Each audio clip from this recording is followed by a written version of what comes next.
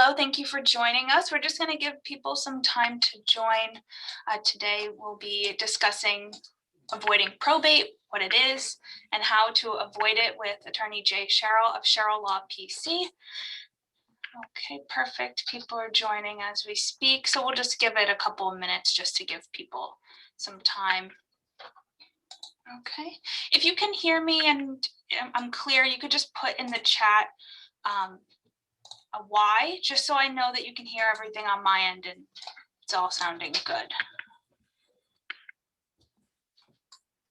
And again, there's a couple features at the bottom you'll see on your screen. We'll do a Q&A at the end. Feel free to put in your questions so I can address them as the discussion goes on. And again, if you can hear me, you can put a Y in the chat. Perfect, great. Okay. Okay, so we're just gonna seem to get started as people are joining. I'm Courtney, I'm from Sheryll Law PC, and today we'll be discussing avoiding probate, what it is, how to avoid it. And just so you know, everyone's muted and there's no cameras, so you don't have to worry about that if there's any background noise where you are. But once again, you can use the features at the bottom to ask any questions, and we'll be doing a Q&A session at the end. So without further ado, I'll hand it over to Jay. Jay's the managing attorney of Sheryll Law PC in Riverhead, and he'll be discussing probate with you today.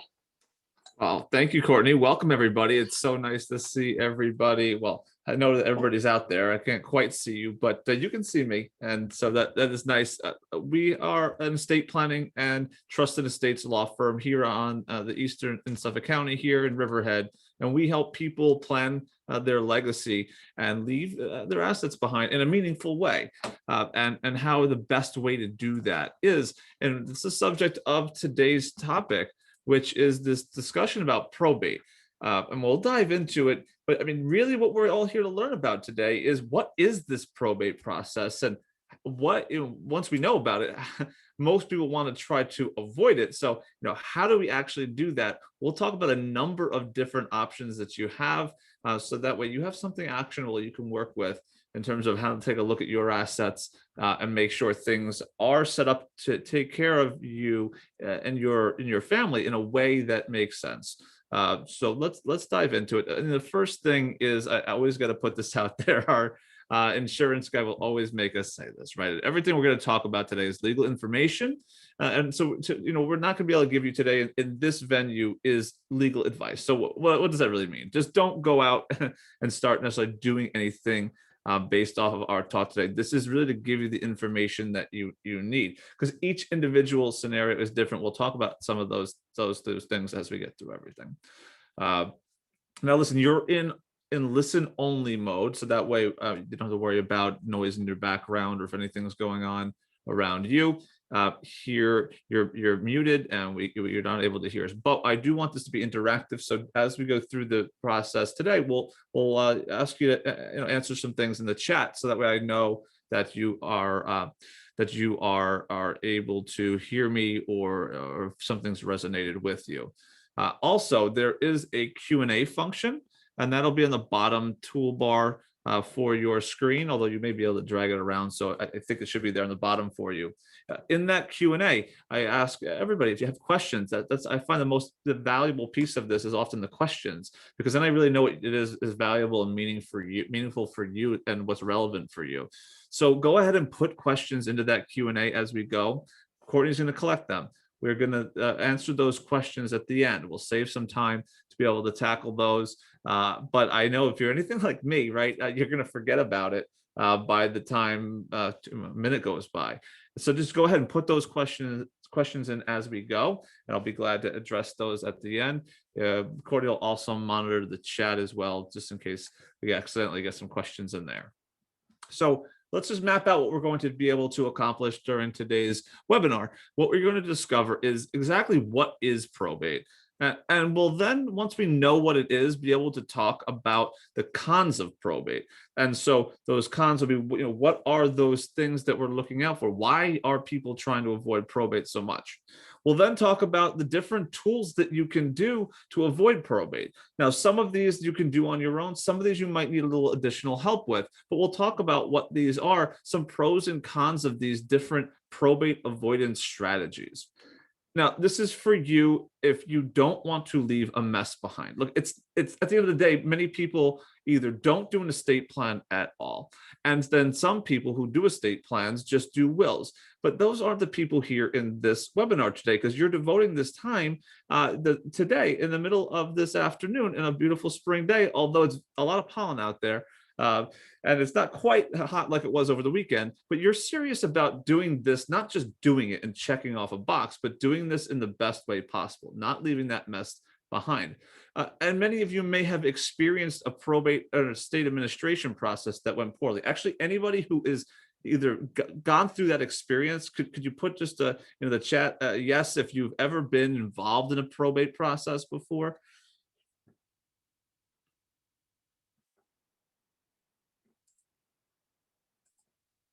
Yeah, so we have a couple people have been involved in a probate process before, and it can be very difficult. Yes, exactly. And so often what we hear from people when they've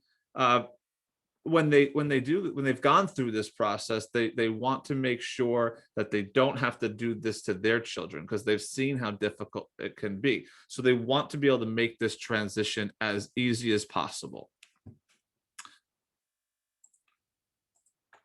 So just a little bit about myself and the firm. Again, we're an estate planning, elder law, trust and estates law firm here on the east end of Long Island.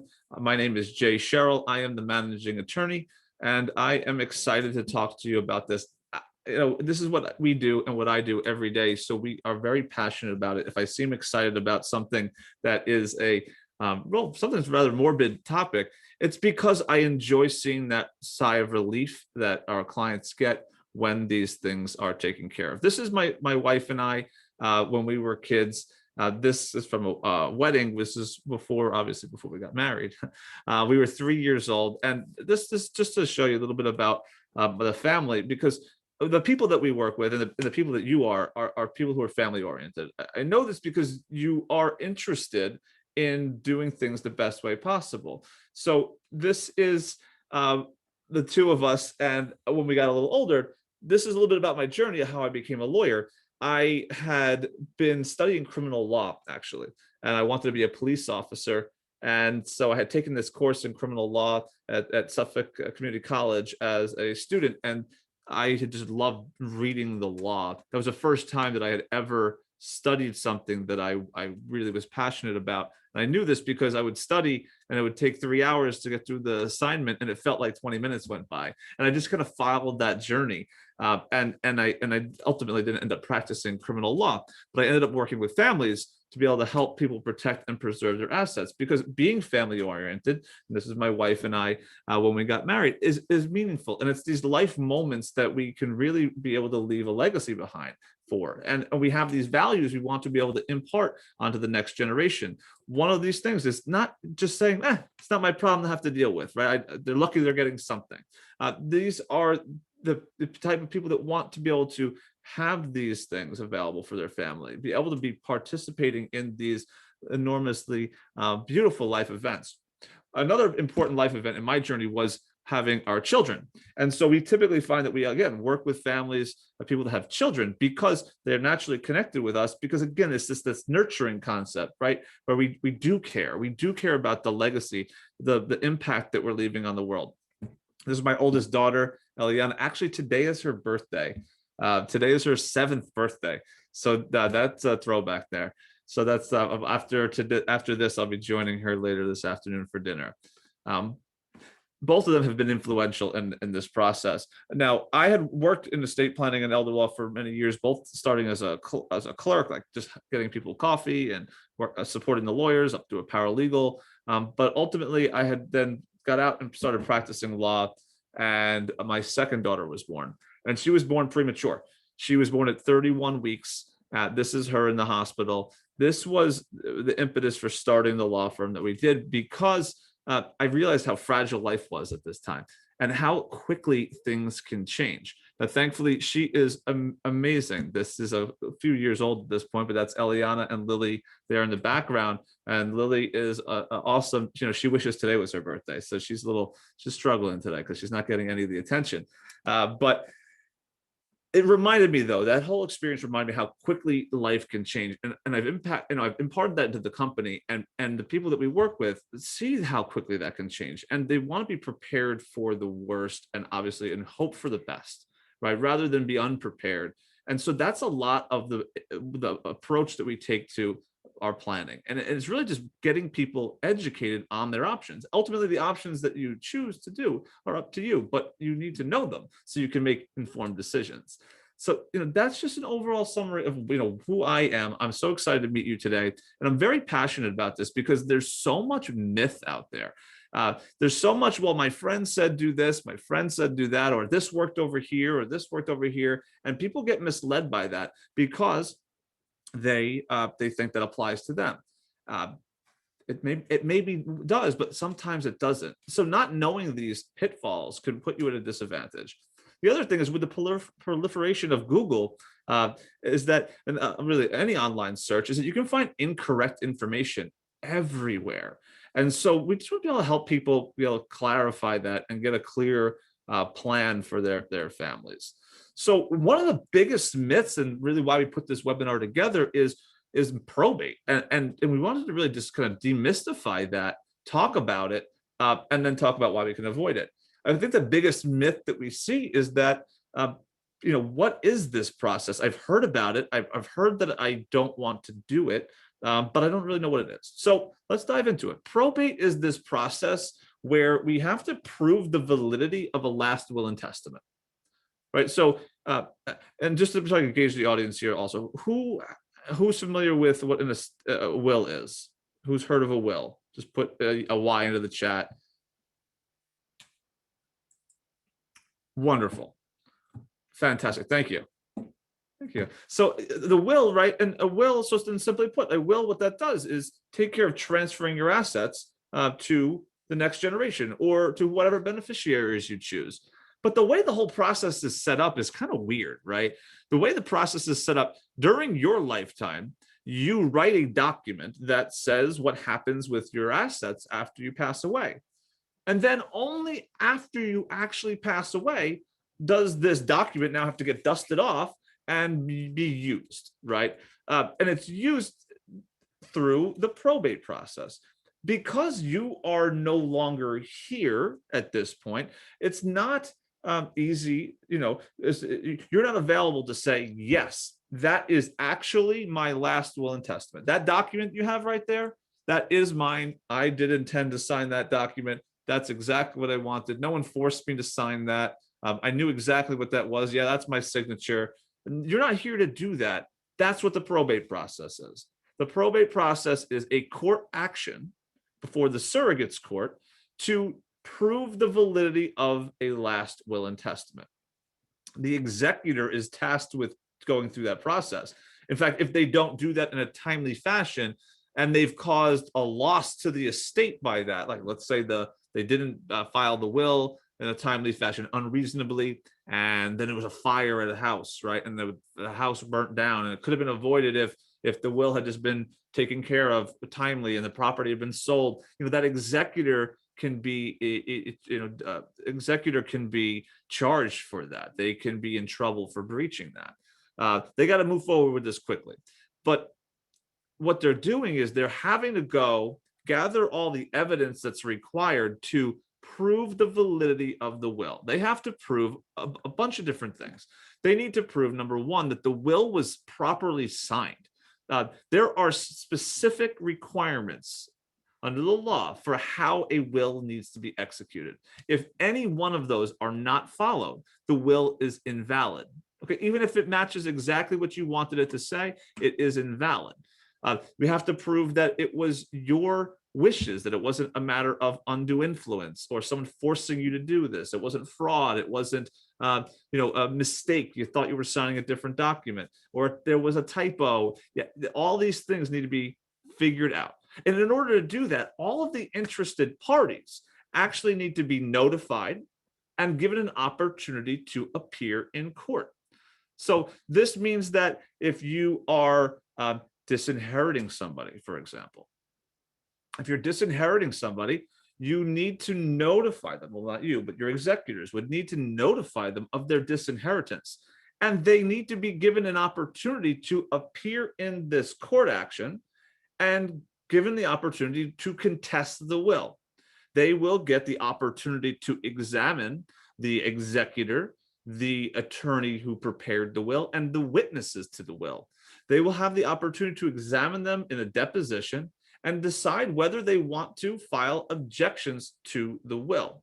Now, even in an uncontested, right, an uncontested estate where we're not necessarily disinheriting somebody, we still need to notify all of the interested parties, and we need them to either appear in court or sign a document waiving their ability to contest the estate.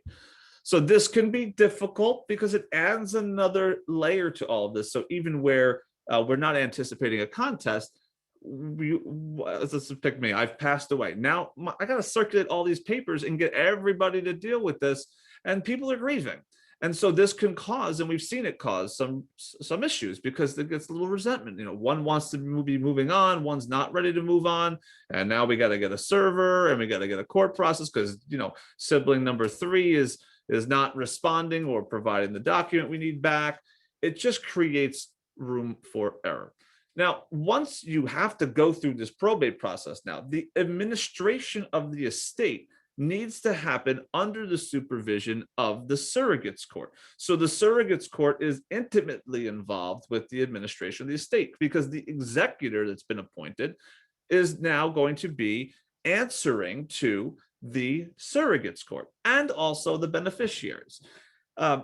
Because of this, now everything that has happened is going to be in this public arena. Now, just a side note, before I continue, I just want to gauge the audience in terms of age. If you could just drop an age into your into this chat here so I can get an idea of who we have. I want to make this most relevant because there's different concerns for different people, while probate might be an issue for everybody. Wonderful. Thank you. And do anybody have children? Just drop a Y into the chat if you have children.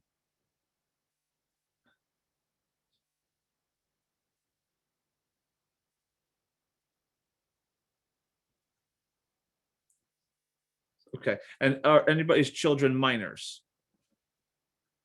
Just put a yes if you have minor children. So I'll be under the age of 18.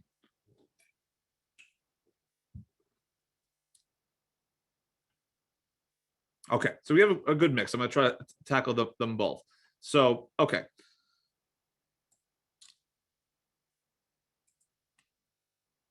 So on a side note, what the myth is that what happens is people believe that wills avoid this process. They go, I thought I did a will to avoid this. And the myth is, no, it doesn't. Actually, the will avoids, so the will does not avoid probate. It really enforces probate. It makes it that you have to do probate. So people go, well, that doesn't make any sense, right? What's the will for, right? Well, this is where you would land if you didn't have a will. And that's what an administration proceeding is. Now, an administration proceeding is where there is no will. You still have to go to court. Now, we're not proving the validity of the will here. The central issue before the court in an administration proceeding where there is no will is who are the appropriate heirs of the estate? And number 2, who should be in charge of taking care of the estate? That's really what the central issue in administration proceeding is. But where you haven't done a will, the state actually determines where your assets go. Myth number two that we hear a lot: no, the state does not take them simply because you don't have a will. It just means that the state has made the choices about where the assets go if you don't have a will. Now, ultimately, it can go to the state, but you'd have to be have nobody in your family. And I don't talk about immediate family. I'm talking about you have to be out to like the fifth degree of cousins and not have anybody that this would go to. But the point is that the state is choosing it for you. Here, you still do have to go through all of those court proceedings, and you do need to notify heirs and give them an opportunity to appear. It's just a different question that they're dealing with. And under the will, we're talking about the validity of the will. And here we're talking about who are the rightful heirs and who should be in charge of the estate. So what does the will do then? In fact, it forces probate. And the reason is because we have to prove the validity of the will. So what you're doing by executing a will is naming beneficiaries. If you have minor children, you should be naming a guardian in that document, because this will allow the appointment of someone who can have custody over the children if something happens to you. If you're married, having this name, so if something happens to both husband and wife, that you have someone named. And you're also naming an executor. And what an executor is, someone who takes care of taking care of this process, right? Who's the one who's in charge? Beneficiaries are the ones who receive the money. Executors are the ones, or the person who takes care of this. And often it's a similar or same people. So without the will, those choices are being made for you, and there is no appointment of a guardian in an administration if you have minor children. But with a will, you can make these nominations. So the downsides of the probate process is that it, number one, creates a public record, right? And many people don't want this available, and they don't want the court involved in this. There are filings that are made about the value of your assets, who is getting what, where and when that happens through an accounting proceeding. All of this gets filed with the court, and anybody can really walk right into the courthouse and get that. But that's one of them. The second is mainly cost and time, is that it can take months, even years, if there's an estate conflict over the will, to deal with just this part of the process. For example, right now, the court is about 60 days behind even hearing an application for a probate proceeding. So if a person we have passing away comes to our office now, the executor comes in, we prepare all the documents that need to be filed with the court. Naturally, that takes time. But once everything is filed, we get all the documents circulated or process service done. The court is not even touching the files for at least 30 to 60 days, and then they're assigning out the court dates. It's generally taking about 4 to 5 months to get through that process. The end of the probate process, what you get is what's called letters testamentary, which appoints the executor. The executor can't do anything until that happens. They can't even control the assets. So during that period of time, there's no one who can access your money. Your money is frozen as of the date of death up until the point that we get letters, and they can then access and gather up the assets. So that is a part of the step that needs to happen. And because of this, now this needs to happen within the court system. There are creditor claim windows that are out there that really delay the process. The whole probate process can take place over about 18 to 24 months till all of the steps beyond just the initial will filing are taken care of. Okay. And because it's a court action, it's not quite as easy as just cutting checks, sending out death certificates. This can become extremely difficult for executors and often beneficiaries as well, because they just want their money and they don't understand why this needs to take so long. So these are some of the issues that we see with probate. Again, it's not the end of the world. It's just a matter of, all right, well, this is what we get in option number one. What are our other options? Let me give you a real life example before we jump into our different options of how to avoid probate. So this is a real life example of a client, Karen. Karen's husband died tragically after a car accident. He was on his way home from work, and a large metal object came off the back of a truck, and that went through his windshield. He unfortunately he passed away, but unfortunately he was in a hospital and then had a traumatic brain injury, lived in a skilled nursing facility for 3 years before passing away. There were a lot of other issues with this estate, but I've tried to isolate them as it relates to the will. They had 2 minor children. Now, her husband, John, had a will, so he had that going for him with his estate at least. but the assets were not properly titled to avoid probate. They had taken no steps to avoid probate, not even at the death of one spouse. So what ended up happening was Karen had some assets, but some of the assets were in John's sole name. And because they were in John's sole name, what happened was Karen had to actually go to probate and go to court to get these assets transferred over to her. Okay, so that's an issue for the people in the audience that have wills and have no children, but also an issue for people who have children, because now it gets even more complicated once we throw the children into it. So number one complication was here: spouse had to actually go to court to get her assets from her husband because they weren't properly titled in joint name. There was also a bunch of other issues here because he lived for about 3 years there. Karen did, John didn't have a power of attorney or a healthcare proxy, and Karen actually had to go to court to get permission as a guardian to be able to make those financial and medical decisions for John. So that really significantly even made this more complicated, because spouses do not have that ability to do that in New York without having a properly prepared power of attorney, healthcare proxy. She had to get those powers, but he passed away. She now had to get those assets turned over to her. But here's the thing. They had a will and he left everything to her. So that was step number one. That was awesome, because in the scenario, if they didn't have a will with children, it would have actually left the money to the children as well. It would have been about half. And so that was a good thing that he had a will, because then he left everything to the wife. But because this will disinherited, to speak, right, so to speak, we don't really think of it that way, but the court does. It disinherited the children at this point, because the state's will administration said, all right, about half to the spouse, half to the children. And John's will said 100% to the spouse. The reason why I say that that's not really a disinheritance is because people think of it as, I love you. Why wouldn't I? And I love you, Will. Why wouldn't I leave it to my surviving spouse? It's actually one of those pitfalls that we see an issue with. But because of that, there's a conflict of interest then between mom, who's probating the will to get her money transferred over to her because they were married, and the children, which would be better served if the will wasn't valid. So in that case, this actually pops up a lot. The court had to appoint a guardian to represent the children. This added additional cost and time to this. The process really ended up being about 18 months and $20,000 of both court filing fees, legal fees, the guardian's fees, the guardian's attorney's fees, all of this just to get a couple of assets transferred over to the spouse's name.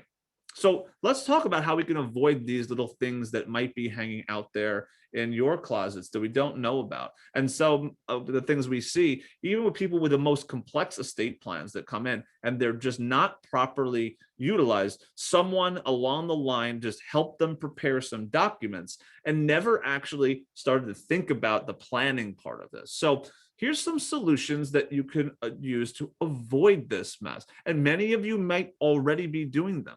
And let's talk about what they are. The first would be transfers at death that don't rely on your will. The will is just one of your options that you have available to you to make transfers upon your death. There are others. The second we can talk about is lifetime transfers. And that would be making transfers of your assets during your lifetime. Okay, getting assets either partially out of your name or in keeping them in your name, but having joint owners on them. We'll talk about those as well. And the last we'll talk about is trusts and where these can fit into your estate plan and be a useful tool to help with some of these items. So let's tackle the first one, transfers at death. Okay, so many of you are familiar with this, and the most common option you have to do a transfer on death is a beneficiary form. This can be used on many different accounts. This can be used on life insurance, for example. This can be used on IRAs. This can be used on most savings accounts and used on most accounts by 401ks, brokerage accounts. You can name a beneficiary on these documents. The nice thing about naming a beneficiary is that it avoids probate. Because you have a named beneficiary on the document, we don't actually need the will that you have to transfer that asset. Again, thinking about needing something and not having it versus having something and not needing it. Having the will can be really important, but for most of the estate planning that we do, we actually are trying to set it up so we don't even need to use those wills. We just want to have them just in case a beneficiary designation was mailed in but never changed or never updated, and it was never reflected, and there's all these problems. You have this safety net. A beneficiary form can avoid that. A payable on death. This is another option that you have that you can do to transfer, really payable on death, transfer on death synonymously. We can use those. I've used both the language because you see TOD, POD. You can name these accounts very nicely in a certain way, so that way it's like a beneficiary on those accounts that you don't necessarily have the opportunity to name a beneficiary. When you pass away, then it will go automatically to the person that you've named on the account.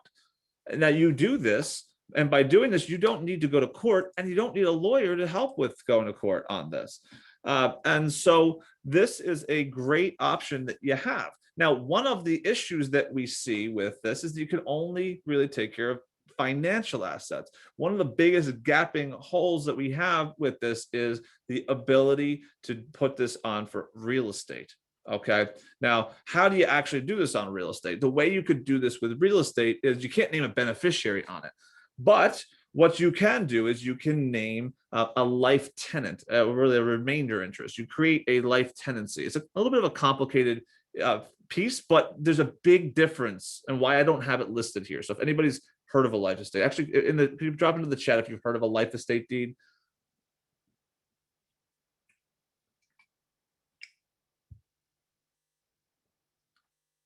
So, all right. So a life estate deed is a one way that you can actually name a quote unquote beneficiary. But the reason why I don't have it listed here is because all of these things here on this list are completely revocable. Okay. Beneficiary designations are things that you can revoke at any time and change. So if you name one person as a beneficiary today, you can do that when you can change that whenever. Also, when you name a beneficiary on this, you still own 100% of this asset. Like if I have a bank account with $100,000 in it and I name a beneficiary on it, I still own my $100,000. I can spend that $100,000 whenever I want, and I can change the beneficiary on that account whenever I want. When you do a life estate deed, and is not, none of that's all true. If you were wanting to sell the house, you no longer own 100% of the house. You own a portion of the house, you're basically the value of your right to live in the property, but whoever you've given that beneficial interest to when you pass away owns the other portion of the house, right? Whatever's left. Think of like this as like a bundle of sticks. You know, usually when you buy a house, you take you give money over, you buy all the sticks of real estate ownership, but doesn't have to be that way. You can do little bits. Here's what you're doing. You're saying, I retain a right to live in the property, and when I pass away, I have beneficiaries. But now because of that, if you sold it, they have a value to that. So that means you don't get all the sales proceeds to your house. And also on top of that, you can't change it. I'll give you another example of a real life client. We had a client come in wanting to do a new will. They said, great, I just need a new will. And we said, that's just not how we work.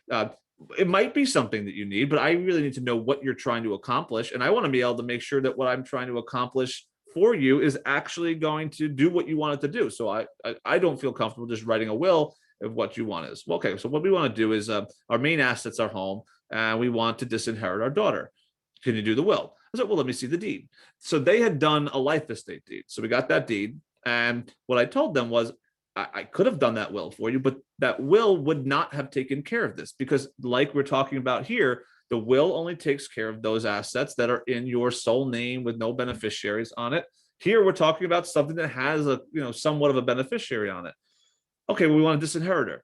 Okay, but in order to do that, we need daughter to sign off on that disinheritance, because she has to return her interest that you've irrevocably given her.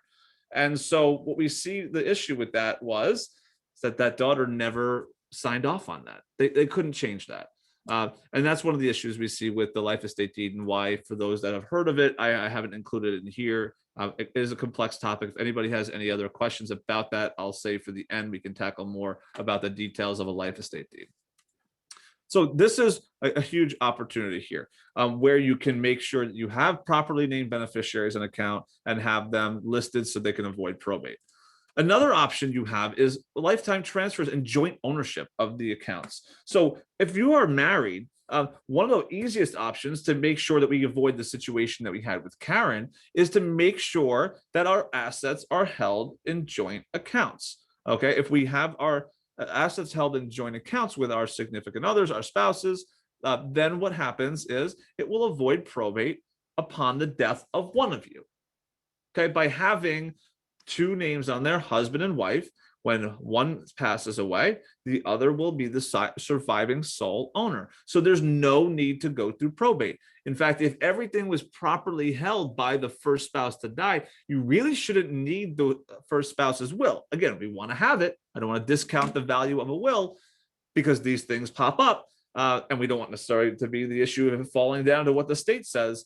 Then if we have the joint ownership on there, we can avoid that. You can do this with real estate. This is not such a big deal. Like we talked about the life estate deed, where we have a husband and wife situation. This right of survivorship in the property is not necessarily a bad thing. It's our significant other.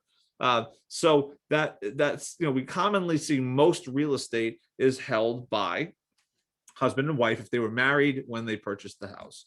Every once in a while, we do find, though, by looking at the deeds, that there is that error, not necessarily an error, I guess a misbelief about how the property was held, where a client believes that it was held in joint name, but for whatever reason, when they bought the house was not in joint name. And they're usually around financing issues. And so we always just want to check that and make sure that that's taken care of. You can do this with bank accounts. You can't do this with investment accounts. You can't do this with IRAs because you can't have a joint owner on the IRA. But we talked about that. We can have a beneficiary on the IRA. Okay. Another thing you could do is, if you don't have a spouse, you can name a child or someone trusted that you have that is going to be named as a joint owner on the account. This can be really great with some of your assets. It usually doesn't work great with all of your assets. And the reason is because when you do this, technically, it means that the presumption, I mean, the default will be that you intended to create a gift to that person. So let's say that you have two children and you name Jane as the co-owner on your account because you want to help avoid probate. So upon passing, there's immediate access to funds. What about your other daughter, Karen, though? What really happens here is, because it's a joint ownership account, it's avoiding probate. If you have in your will that you want it to go to Jane and Karen equally, that's not going to happen here. You're going to rely on Jane actually being able to give that money over to Karen. Now, most of the people we sit with would say all the time, oh, Jane would never stiff Karen.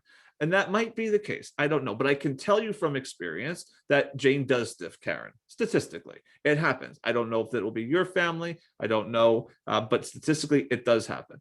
Even if Jane doesn't stiff Karen, the issue we run into also is simultaneous deaths. And so what happens if something happens to Jane now? Technically, this would be something that would be part of Jane's estate. And it wouldn't go to Karen. It might go to Jane's husband, to Jane's kids, depending on her estate plan. Basically, her estate plan will control. And so at the end of the day, though, what ends up happening is there's litigation, right? Because Karen's going to want her share, and there might be a settlement at some point. I don't know. Either way, it clouds the waters a bit.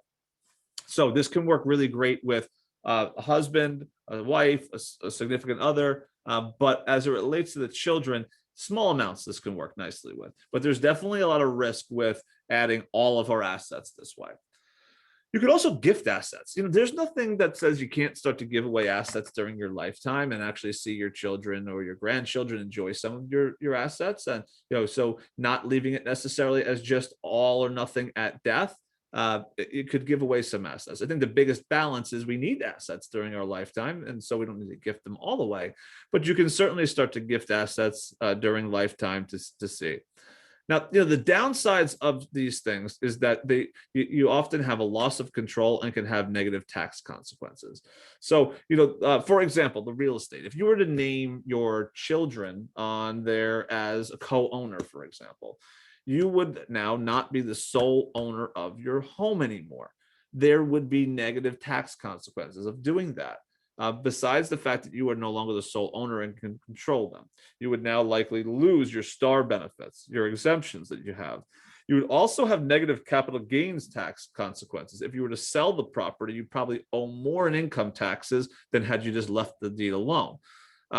And all of these options are completely irrevocable because you're not just naming a beneficiary on the account like we talked about here. We're actually naming a co-owner. Any changes that you want to make to this after you've done it need to be done with the consent and the agreement of the people that you've named as the co-owners or the people that you've gifted assets to.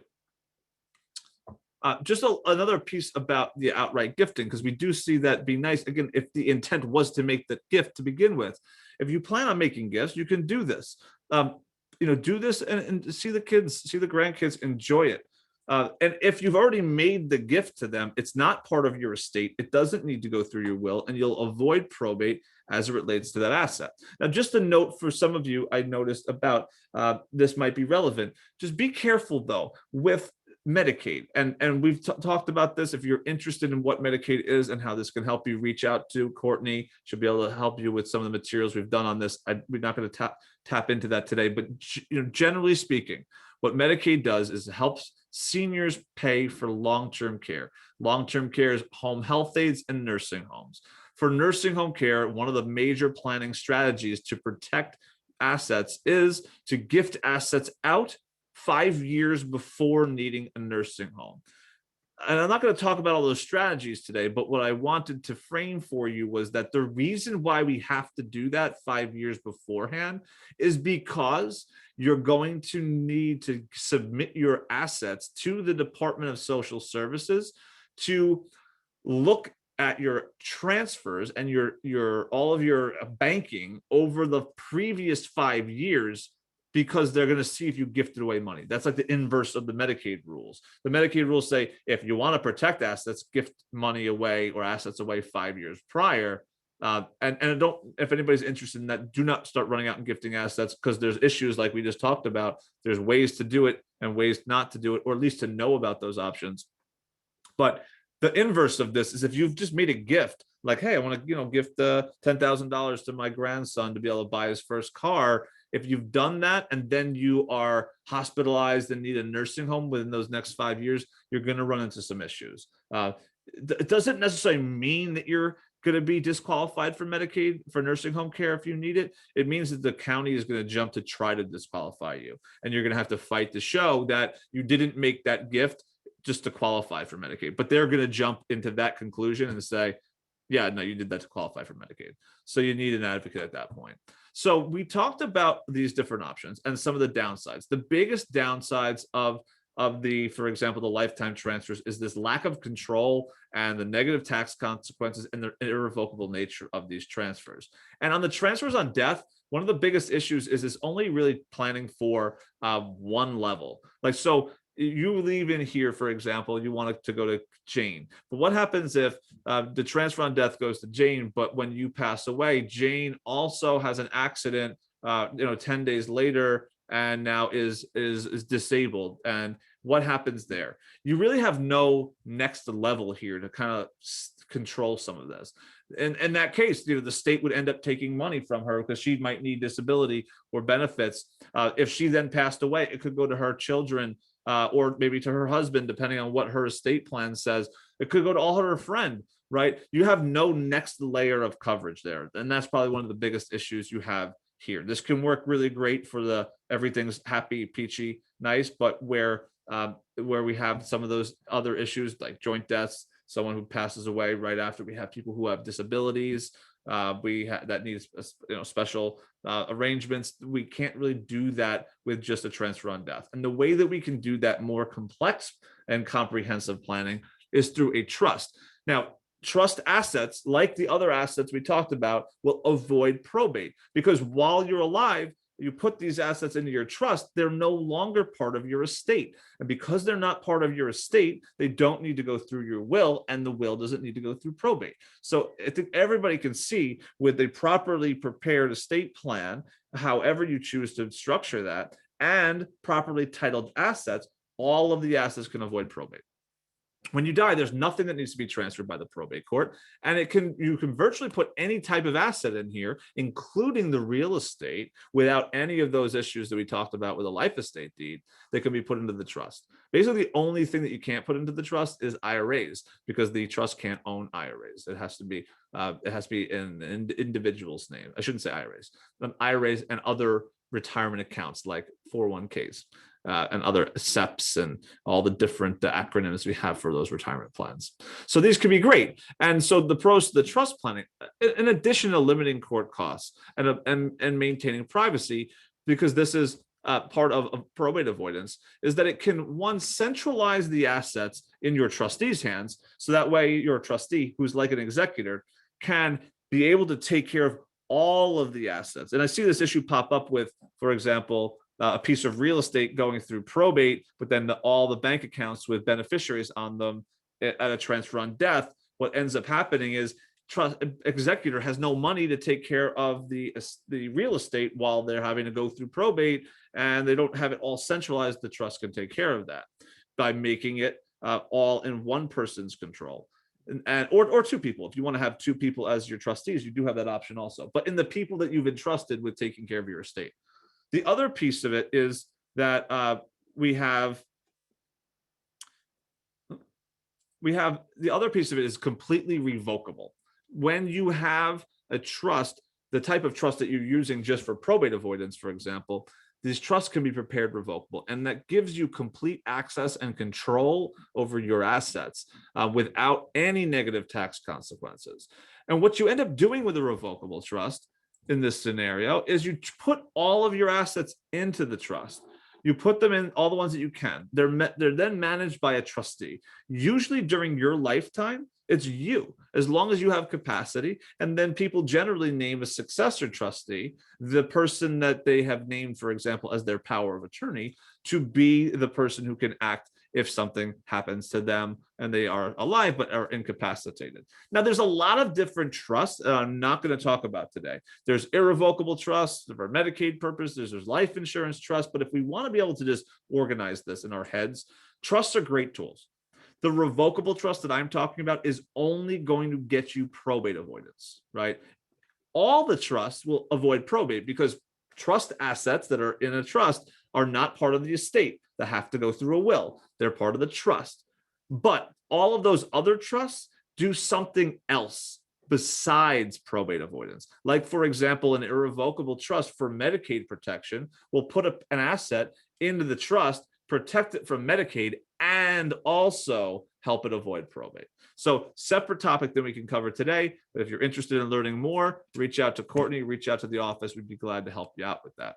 Now, equally important with a trust is making sure that the trust is properly funded. So if you have a trust, it's really important to review your assets and make sure that everything is either actually in the trust or the beneficiaries for the accounts, like the IRAs, are properly set up. I've sat with many clients that have done trust planning, but never actually put anything into the trust, or they had put some assets into the trust and then acquired other assets later on and never actually put those into the trust. Either way, we've had ones that we've been able to catch when they come in and they say, oh, I've done all this stuff, and we go through a comprehensive checkup with them. Or we haven't been able to catch and they call us after the fact. When they call us after the fact, they go, I have my trust and that's taking care of some of the assets, and some of the assets avoided probate. But on the other hand, I have this bank account that was in joint name that was never in the trust, was in husband and wife's name, and then both passed away from COVID. And now that whole $300,000 needs to go through the estate and go through the probate process. So it's equally important to really review this all and make sure that this is all properly funded. So that's what we kind of devised, this idea that we could offer to be able to help you.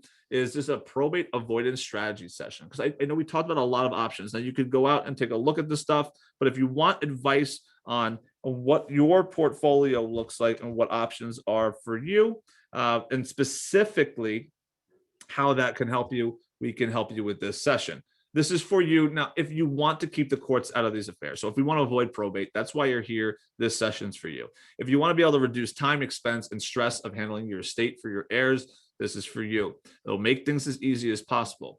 Now, if you don't have a trust or don't want a trust, that's okay, because we're going to look at all of those options that you have available and can discuss exactly what you should do with each of the assets. If you have a trust or you're interested in learning more about the trust, it can be equally important to be able to make sure it's properly funded. What we'll do, it'll be a 1-hour session. We can do it in person or have availability virtual for anybody that wants to do that as well. I like them both, but I do like to be able to see people. So I'll leave that up to you. We'll discuss exactly what your objectives are. Again, remind you of that client where they said, let's just do A, B, and C. And we said, well, we got to talk about what we're trying to accomplish with A, B, and C. We're going to start there, because if A, B, and C don't accomplish your legacy and what you want, then we've done nothing for you.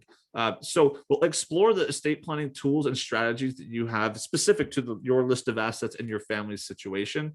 And we'll make sure that they're properly titled and give you advice on exactly what to do. If you're interested in discussing trust planning, we can do that. If you want to say, well, how should I title this account and whose name should I put this on as a beneficiary, we can discuss that as well.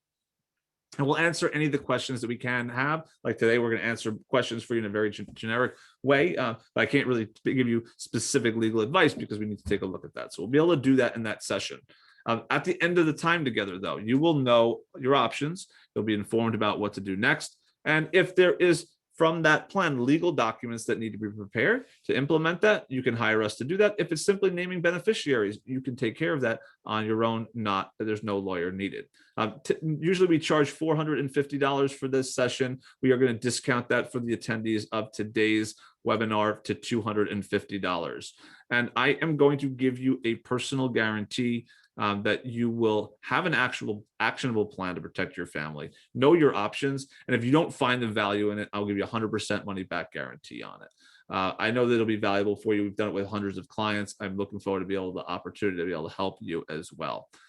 And we'll also, if you book today, we'll give you a $25 Amazon gift card that you can use to buy a little something, maybe for those kids or grandkids. Let's open the floor to Q&A. I know we have a bunch there, Courtney. Why don't we start with that?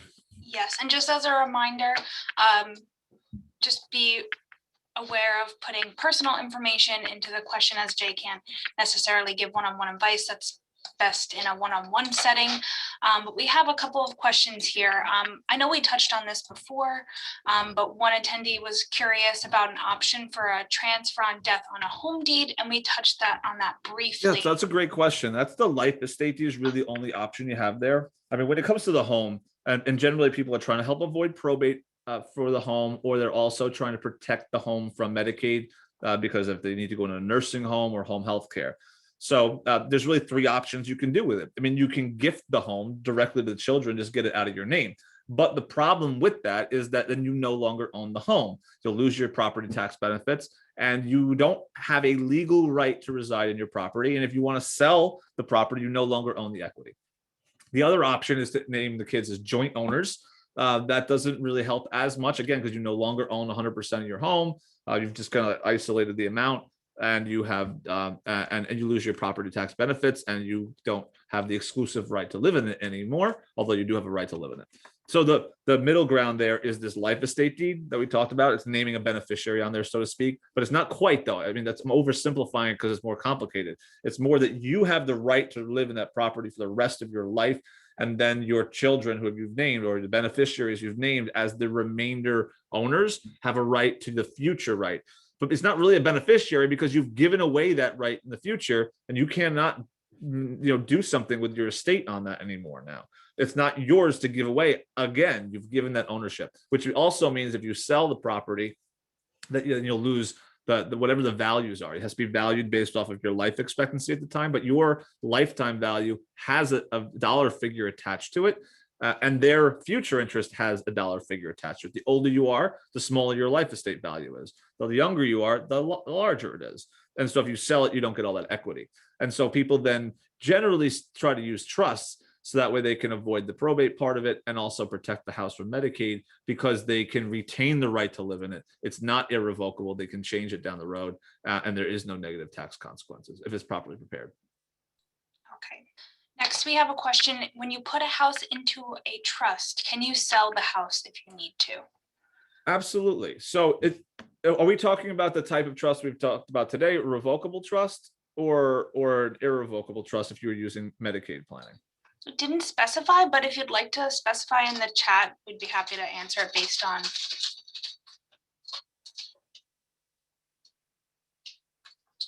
Well, I'll talk about both. How's that, just in case? So if you are to put the property into a revocable trust, absolutely, because you are in control of that property because you're the trustee, right? The trustee is the person who's in charge of the trust assets. Like an executor would be in charge of the estate assets. Like the president or CEO of a company, a corporation, would be in charge of the assets of that corporation. The trustee is in control, complete control. And in the revocable trust, usually the spouse and the clients, right? The clients will be the trustees. And the reason they do that is because they're just looking to avoid probate, and they're not looking to be able to have another person involved in that decision of selling it. So absolutely, you can sell the property, no negative tax consequences. The trust is actually tax neutral. I say it's not going to cause tax problems. It's not going to solve any tax problems you already have either. It's like just the same status quo as what you would have had. So you absolutely can do that. Now, in the irrevocable trust, it's going to be dependent on the terms of that trust. Now, the trust that we prepare, this is a great question because many people have this concern. They don't want to have an issue with selling the house down the road. So by the terms of the trust that we prepare, we make sure that, yes, you can sell the house even after you put it into an irrevocable trust. The way it gets done is a little different, though. You can't generally be the trustee of that type of trust. Otherwise, you won't get the Medicaid benefit. So usually people are naming their children, for example, or a sister or brother, if we don't have children, as the trustee. And they'll have to sell the house for you. They don't own the house. Don't get me wrong. They don't own it. They're the trustee that's acting on behalf of the trust. And what happens is the house is sold. The funds are put into the trust. The trust can then buy another house if you want another house, or it can just accumulate those funds that you had put there. But absolutely, revocable trusts can do it. Irrevocable trusts need to be prepared that way. And another one of the key provisions that we put into the irrevocable trust is to make sure that you can change your trustees at any time, but also they cannot sell the house without you okaying it. You have a right to live in that property, and that can't be changed without you waiving it. So it protects that right to live in the property. Okay. Good question. And lastly, there's a question: can a commercial property owned by an LLC, single owner, be put into an irrevocable trust? So yes, it can. Yes, it can. A irrevocable trust can own anything that an individual can own, right? So the only thing that we can't really put into the irrevocable trust will be a retirement account or 401k IRA. Commercial property owned by an LLC can be put into the irrevocable trust. And the question was the single owner, right? So right now the single owner would be the client, right? They owned by a husband or wife, whoever it is, right? We would just end up changing the single owner of the LLC to the trust. Okay. The trust now becomes the single owner. So if we're talking about revocable trust, this is a great way to help avoid probate with the LLC. Is you have this piece of real estate. The real estate's owned by the LLC. The LLC then is owned by the trust. And because the trust owns the LLC, which owns the real estate, all of it would avoid probate upon one of the owner passing. If you had left the LLC in the name of the single owner, most of those operating agreements that are prepared, and I understand most people get them from either the accountant or online or some provider is a stock template form. I did the same thing when I created my documents for the law firm. Most of them say that when the person passes away, that LLC is terminated. Okay, when the member passes away, it's terminated. So by putting that LLC into a trust, it will help avoid that. So that can absolutely be done. Okay, that seems to be the last of the questions. If you have one lingering, feel free to put it in the chat. But if you also have questions, I'm available. The phone number is 631-506-8440. And if you have any questions specifically for me, I'll just put my email in the chat so you can reach out, and I'll be happy to address any follow-up. Like we mentioned, a couple of topics, Medicaid was also involved. We have some more information about those topics, so if you're interested in learning more, I'd be happy to send you the resources about our previous webinars that we've done so that you can get some more information on those topics. But thank you all for joining us. Thank you, Courtney. And as anybody's putting any questions in, I hope you found this valuable. We'll send out some feedback requests and additional topics that you'd like to hear about in the future. But you have a lot of options available to you. It really takes the effort of just taking a look at everything, making sure it's properly structured. It doesn't need to have trust if that's not what you're looking for to go to that level, but nobody wants to have to go through the court process. And we talked about a number of different options you have to avoid that probate process. Most of this is really just taking a look under the hood and making sure that your T's are crossed and your I's are dotted. So thank you all for joining. I hope that you enjoy the rest of your afternoons and have a great holiday weekend. Thank you, everyone.